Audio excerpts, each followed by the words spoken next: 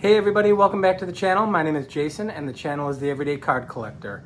In this video, we're going to talk about baseball rookie cards. I had the opportunity last night to jump on a live stream. Sammy Thunder has his own channel. If you're not familiar with it, take a peek. He's got a fantastic channel. And he was having a live stream which was just a chat and chill. And some things came up that kind of triggered me to make this particular video. The importance of rookie cards was something that came up.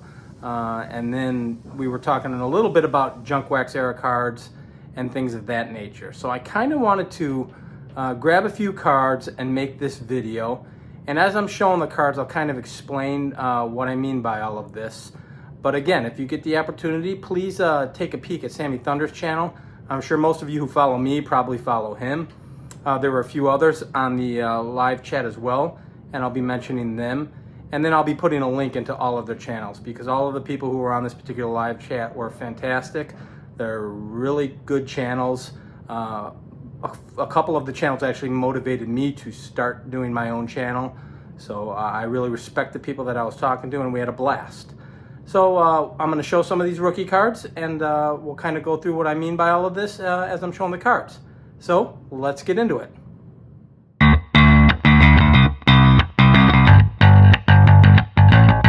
Okay guys, so as I mentioned on my intro, my live stream that I had last night, or the live stream that I was on last night, kind of triggered me to grab a couple cards and make this video.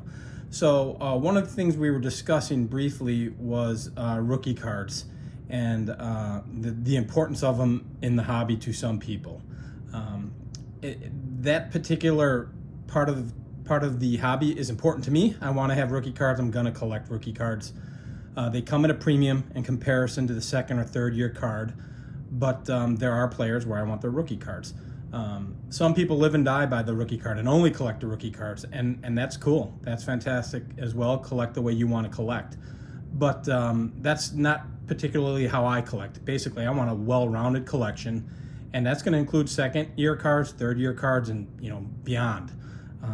So this particular video, I grabbed a specific type of card because I wanted to kind of show that you can collect rookie cards on a budget, and you can still have fun in the hobby and not have to break the bank on the 54 Hank Aaron or the 55 Clemente. You can collect cards of great players and still have a good time. So that's kind of what I wanted to show in this video. So let's go through a couple cards and I'll kind of show you what I mean. So my first card is the 1981 a rookie card of Fernando Valenzuela. Very cool card. You can see how old this particular top loader is. It still says rookie card on it. And what I chose, guys, is I chose cards from roughly 1981 to 94, 95, I believe. And the reason I chose that is one of the other topics that we were talking about briefly on the live stream, and there was another gentleman on the stream as well, John Mangini. And John has been a lifelong collector, has an incredible channel, and has an incredible collection. And I really respect a lot of his opinions, which is what kind of triggered me to have this particular video. Again, the Mangini collection, if you guys don't know who he is, and I'm sure, again, most of you watching me, if you're a vintage collector, know who John is, but I'm going to put his link in the description as well. And the conversation was junk wax era cards.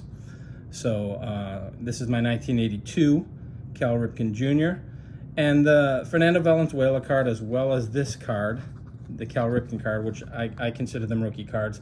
I think they're the less sought after, and I'm not even sure what the official rookie card is.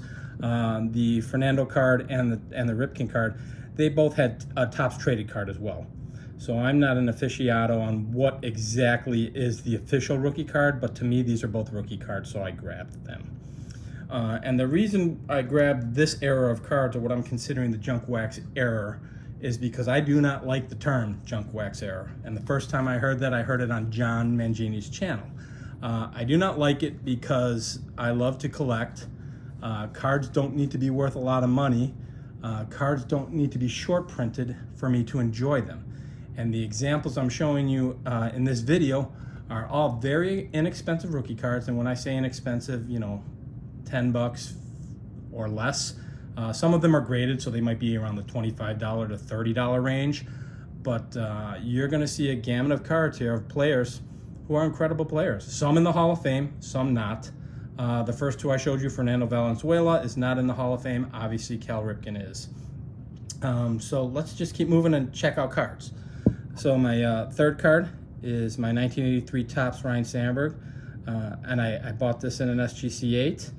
And the reason I bought it graded is because this was printed so heavily that in an SGC 8 you can get this card for about 25 bucks is I believe what I paid for it.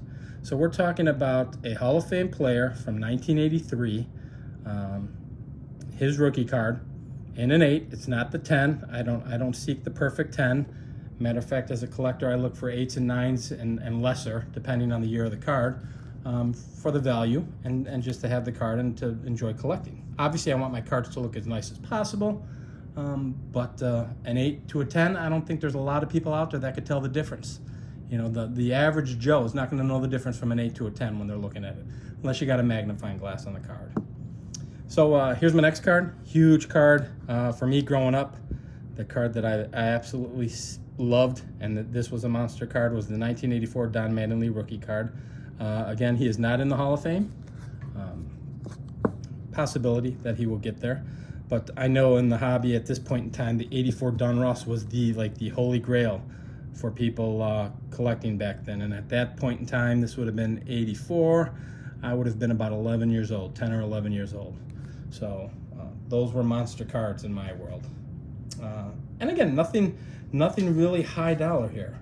Just if Hall of Fame rookie cards or rookie cards interest you, this is a great way to get into it and not have to break the bank. This card was the card back in the day. This is the 1985, considered to be a rookie card, I believe, for Mark McGwire. This is his Olympic card out of the 85 Topps set. You can see this one's terribly off-centered. I bought the whole set back in the day. Most of these cards I had since I was a child.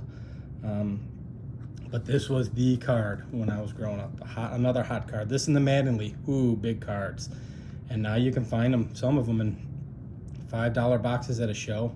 I'm not certain if this card's hit the dollar box yet, but I'm guessing $5, maybe $10 at the most.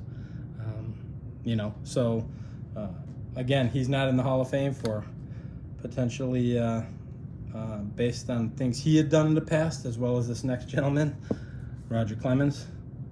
Fantastic pitcher. Just a great card, right? 85 Topps, his rookie card. And again, probably find it in a $5 bin, maybe a dollar bin. I'm not certain. I don't really seek these cards out, but I have seen them at shows and priced at $5, maybe $10. This card I actually brought up. We were talking about how there's no such thing as junk wax, because all cards are awesome. And if you want to collect something that was mass produced and mass printed and it's a rookie card and it's cool to you, collect it. And this guy, 85 Kirby Puckett, 85 Topps Kirby Puckett, tremendous athlete, great baseball player. And it's almost like he gets punished because these cards were produced in the mass production era, I'll call it. I won't call it the junk wax era. And there are differing opinions on when that era started and when it stopped. In my opinion, it started right around 83 or 84 when Flair and Donruss got into the game, and you had multiple card companies producing cards, and then basically due to that they started printing more of them. Each of them, it became a war of companies, right? So Topps was going to print more than Flair was going to print more than Donruss, and on we go. And it became that supply and demand. There was a high demand for collecting back then. A lot of people my age were collecting back then. I'm 50. So, you know, figure 10, 11, 12, 13 years old, everybody was collecting, and so it was kind of a boom. So, hence the mass production of the cards. I'm not certain if I've showed this on a previous video or not. I may have. This is the 86 Topps Traded Barry Bonds. So because it's Topps Traded, you know, a little bit rarer than just a standard Topps set. This is not the Tiffany. This is just the standard in a PSA 8, and I think I got this for like $23, somewhere around there. and I'm including shipping. So I bought this a while ago, a couple years ago, but got it on the cheap. So again, another player not in the Hall of Fame, probably because of his own accord, but still a fantastic player. And the history of baseball revolves around them as much as it revolves around guys like this. Barry Larkin, who is in the Hall of Fame. Incredible player. 87 set, Topps 87, a highly produced set. So in this particular set, Barry Larkin is a rookie, or is a Hall of Famer. I guess you would consider the Barry Bonds the rookie in there. That wasn't the Topps traded. There was Barry Bonds in 87. There's a few. I think Rafael Palmeiro's Future Stars card might be considered a rookie card. And there's a couple. Will Clark, I think, might be his rookie card as well. But yeah, these were sets that were mass produced. These were sets that got labeled junk wax. So the demand for them nowadays is less because of the mass production. And from a collection, or from a collector's standpoint, my opinion, I don't understand that, because these are great players. Tom Glavine had a fantastic career. 88 Topps, probably 88, 89 Topps, peak mass production era. And again, not centered real perfectly, but still a great card and a great player. We're gonna, like I was saying earlier, I'm showing some Hall of Famers, and I'm showing some that are not in the Hall of Fame, but still incredible players. Randy Johnson, Hall of Famer. Gosh, he was with the Expos, right? Very cool card. This is 89 Topps now. We're up into 89. But, all legendary players for some reason, in one way, shape, or form that I'm showing you today. Most of them for their play, and then some of them for what they did while they were playing, the whole PED thing. But still incredible players. Next guy, 89 Curt Schilling, rookie card. And he is not in the Hall of Fame. And I don't know, I don't think it's a PED thing. I think it's more of his feelings towards the writers and the things that he said and the opinions that he has stated over time. Kind of got him on the naughty list with those who vote for the Hall of Fame. So he is currently not in the Hall of Fame.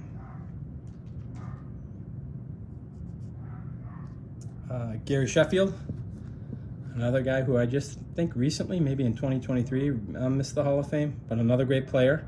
This card's, 89 Topps again. The last two I showed, last was 89 Dunross, 89 Topps. This is 89 Topps. Great card. Kind of, I don't know what happened to mine in particular. There's kind of a little bit of staining near the F and Future off there on the border. I don't know what that is. And he's got a little staining on his face, and I'm not quite certain what that is. So maybe I'll have to go pick another one of these up and pay the $3 or the $4 or the $1 that it would cost to get one. But again, in showing these cards, guys, I'm just trying to emphasize that you can still have a lot of fun collecting rookie cards, and it doesn't have to be top dollar, top notch. If you're not a vintage guy, you can go out there, and with as many cards that are produced for some of these players now on the modern side of things. I think I did a How I Prospect video a couple weeks ago, and all of those cards, the base cards themselves, you can get them on the cheap. $1, $2 of players who are having fantastic careers right now. If you like Vlad Guerrero Jr., or if you like Juan Soto, I think you could, I only have one Soto rookie, and I think I paid like $5 or $10 for it. I think it's an archive. Maybe I'll show that in another video. But now we're on to 1990, Larry Walker. Very heavily mass-produced set. Obviously, also in this set was the Frank Thomas rookie. I am a Sox fan, and so my Frank Thomas rookie, I think I've shown it on another video, on my White Sox Project 1 video possibly. It's slabbed. And again, most people would say, well, why would you slab that? Because I wanted to. I actually bought it slabbed, I think. I think I have it raw or ungraded, a couple of them. But I wanted to buy one graded just to kind of round out my White Sox project that I'm still working on. And then the last card I have is from 1992, Manny Ramirez, also not in the Hall of Fame, but a tremendous player back in his day. And again, I think the PEDs may have hindered him from getting into the Hall of Fame.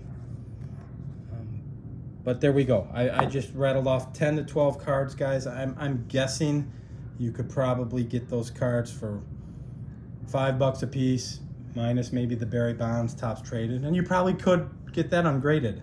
I'm just doing a count here, guys. 1, 2, 3, 4, 5, 6, 7, 8, 9, 10, 11, 12, 13, 14. I just showed 15 cards. Of those 15 cards, 6 of those guys were not Hall of Famers. So if the Hall of Fame is your thing, you could get 9 Hall of Fame rookie cards, and I'm guessing you could get those 9 cards for under $50 ungraded. So the point of the video here, guys, was just to kind of express that you can collect at an and it doesn't have to be at a real expensive rate, and you can get tremendous players who meant a lot to the history of the game for virtually nothing. If you look past the value of the card and just enjoy the collecting experience and hobby collecting, you can do it for very little. And that's kind of the point I wanted to drive home with this video. So, you know, I hope I didn't get too ranty on anybody. I will put a link for John Mangini's channel and Sammy Thunder's channel in the video. And until the next video, guys, you know, I hope you enjoyed this. Please feel free to like and subscribe. And until the next video, we'll talk then. Thanks, everybody. Bye-bye.